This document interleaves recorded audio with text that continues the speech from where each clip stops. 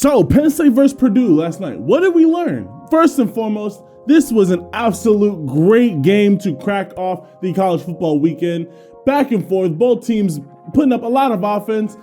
The offense came from a lot of mistakes as well, but overall an absolutely exciting game. But with that being said, you could definitely tell that it was a season opening game. It was a very sloppy game from both teams. I mean, there was over 14 penalties in the game, 5 for Penn State and 9 for Purdue, which those penalties we'll talk about that a little bit later. Also, a turnover for each team. There was an interception for Penn State and a fumble for Purdue, and there were just missed tackles, a lot of drops. Just overall, there was just a lot of sloppiness in the game. I mean, there were 7 lead changes, so that's not necessarily due to sloppiness, but it lets you know that both teams were just, neither team really was taking the lead in this game. I would definitely say that Purdue lost this game more than Penn State won this game. I mean, Purdue constantly from the jump was shooting themselves in the foot. They were getting penalties at the worst times, literally the worst times on third down conversions, getting penalties. When they were about to stop Penn State, they'd get a penalty, they'd get a pass interference, they'd get something. Purdue could not help themselves when it came to the penalties. I mean, like I said earlier, Purdue had 9 penalties for 93 yards. And on top of all the penalties that Purdue was getting, they also missed 2 tackles, like 2 unbelievably crucial tackles. They first missed a tackle literally seconds before halftime on Penn State's tight end Brenton Stange for like a 67-yard touchdown, and that took it from being a 14-10 game to a 21-10 game right before halftime. Took all the wind out of Purdue's sails, and it really just set the tone for what Penn State was going to do in the second half. And then in the fourth quarter, to give up a tackle on Keandre Lambert-Smith, that was such a bad, it wasn't necessarily that it was a bad missed tackle. Keandre Lambert-Smith made a great play just to somehow stay on his feet and take it to the crib. But again, you cannot be missing tackles like that. That took it from a 21-24 game to a 28-24 game. That was right when Penn State took the lead in the fourth quarter. Purdue had already climbed their way all the way back, and they were already leading in the fourth quarter. All they had to do was just maintain that lead, and they simply could not do it. The only shining light that I saw from Purdue's team was their wide receiver, Charlie Jones, who absolutely went off, had 12 catches for 153 yards and a touchdown. But when I say he was the only person making plays, I literally mean nobody else on the offensive side of the ball could seem to do anything. Every big time conversion, every big time catch needed was going to Charlie Jones. Aiden O'Connell played a solid game for the Boilermakers. Overall, he threw for around 360 yards and a touchdown.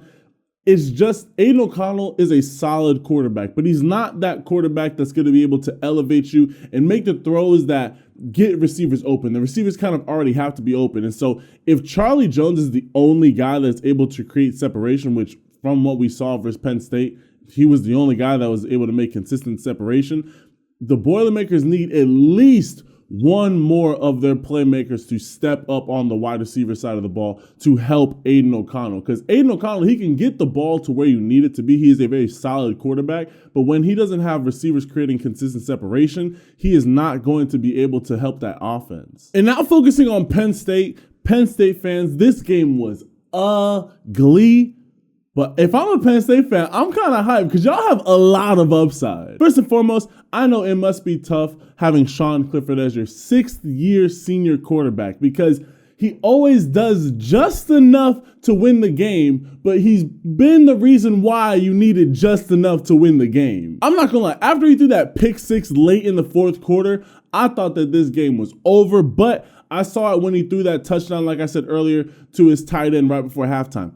Sean Clifford's got that dog in him. You can just see it, and he's got that swagger. He's got that moxie about him where he's not going to let stuff bring him down. He's going to stay focused. He's going to go out there. He's going to drive his team down the field. In that game-winning drive in the fourth quarter, he went 6 for 7 for 72 yards. He had put together by far his best drive of the entire game when he needed it. On top of that, like I said in the beginning of the video, yes, I personally believe that Purdue should have won this game. From the jump, they were just shooting themselves in the foot. If Purdue didn't make so many mistakes, they would have easily beaten Penn State at home. I'll say by at least 1 touchdown, potentially even 2 touchdowns if they would have stopped shooting themselves in the foot. But Penn State showed a lot of resilience and a lot of heart. For this to be the first game of the season, to go into Purdue, which they had it rocking. It was a blackout. They had it absolutely rocking over there. To go into that hostile environment in a interconference game, to be down, to constantly just be kind of tripping over yourself. I mean, that first half, towards the end of the first half, you guys were starting to put it together. But that first quarter especially, you guys could not get anything going on offense. It was just kind of like, it was just a really slow start. But to then finish the game the way that you guys did shows a lot of heart. And it shows that you guys are going to be a tough team this entire year. On top of that, like I was saying with the shining light, Penn State might have the best and deepest young backfield in the entire country. I mean, you got freshman 4-star running back Katron Allen, who had 8 carries for 31 yards, averaging 3.9 yards a carry. Freshman 5-star running back Nicholas Singleton, who was the #1 running back in his class, who had 10 carries for 31 yards, averaging 3.1 yards a carry. And Kevon Lee, a sophomore 4-star running back, who had 9 carries for 30 yards, averaging 3.3 yards a carry, and caught the game-winning touchdown reception. You have 3 dudes in the backfield who all can absolutely pop off at any time. I'm letting everybody know right now, once Penn State's backfield gets hot, either by committee or one guy just fully takes that step into the lead RB1 role, Penn State is going to be a dangerous offense. I'm letting y'all know that right now. Penn State has 3 dudes in the backfield. Now, real quick, I know it's a little bit early. I know this is still Sean Clifford's team, but hey, Drew Allar came in for a couple plays, and he was looking nice. I can't even lie. Yo, hey, Penn State fans, next year when Drew Allar is your guys' starting quarterback, I would not be surprised if you guys finish as a top 15 to potentially even top 10 team at the end of the year. Drew Allar, the throw that he made, his tight end or fullback, I forget who it is, but he dropped it on the corner. But that was an absolute dime that he threw. He stepped in and he didn't look fazed at all by the speed of the game. He didn't look flustered out there. He was making good throws. He was stepping into his passes.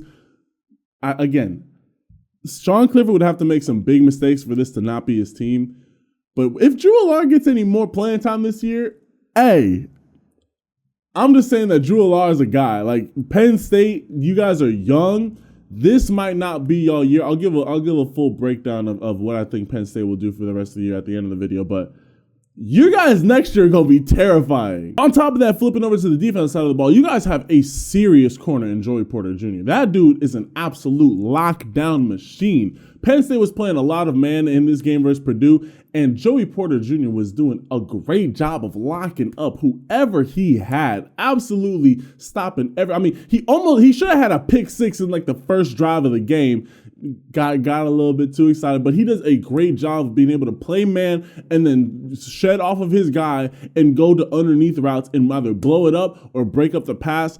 Joey Porter Jr. is a phenomenal corner for y'all. He might be one of the best corners in the entire country. So my final analysis for the Purdue Boilermakers is that Purdue should have won this game. You were at home.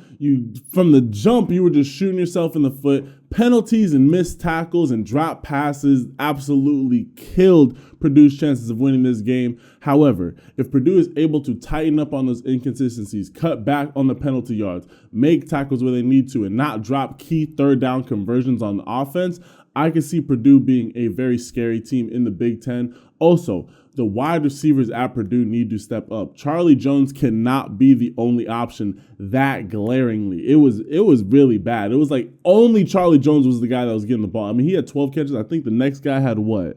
The next guy had 3 receptions. Like, you cannot have that big of a disparity. So the Purdue's wide receivers need to step up, and if even one more can create some separation, Purdue has a solid tight end. If they can just get one more guy on the offensive side of the ball to be able to create separation, it's going to help Aiden O'Connell. You have a very solid quarterback in Aiden O'Connell and running back in King Doru.